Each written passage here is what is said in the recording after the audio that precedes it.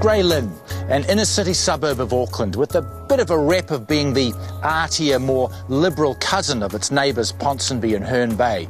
It's home to about 7,000 people. I came to New Zealand a year ago. We came from New York. My husband got a job here. It has been quite a culture shock. You know, New Zealand doesn't have that many Latinos, so people look at me like if I'm an alien. You know, I talk loud, I talk very loud, and I am very enthusiastic when I talk, so people look at me like this. I was a part of MasterChef US. So because of that experience, it led me to culinary school. And now I'm currently teaching cooking classes and doing a lot of private events and private cooking, and really, I'm really focused on my cooking. How are you? So tonight we're having a Venezuelan cooking class. And it's all girls, so I'm excited. I love having all my girls here, and it's gonna be great because half of us are Latin and the other half are Kiwis. Tonight I'm cooking arepas with pabellón, which is a typical Venezuelan dish. They're both Venezuelan staples. We eat arepas in Venezuela like bread. We can eat an arepa for like breakfast, lunch, or dinner. So to make arepas, the first thing you need is this wonderful harina pan, which is cornmeal. It's white cornmeal, and it's gonna be 2.5 cups of lukewarm water. I love to cook. I love the concept of that cooking really brings people together. I realize now that my family, that we're like 80 cousins, we have stayed together because of food. Because my grandmother and her sister cook, and that brings the family together. Yep. And then you're gonna get a flat surface and you're gonna make a diamond. Oh.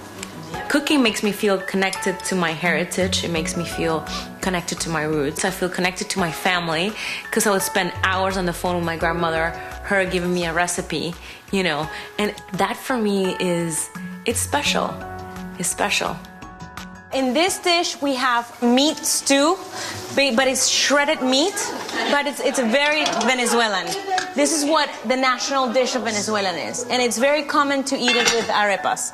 So we have some arepas going on in the griddles, and then we have some arepas ready to come out. The thing I love to cook the most is obviously Venezuelan food and South American food in general.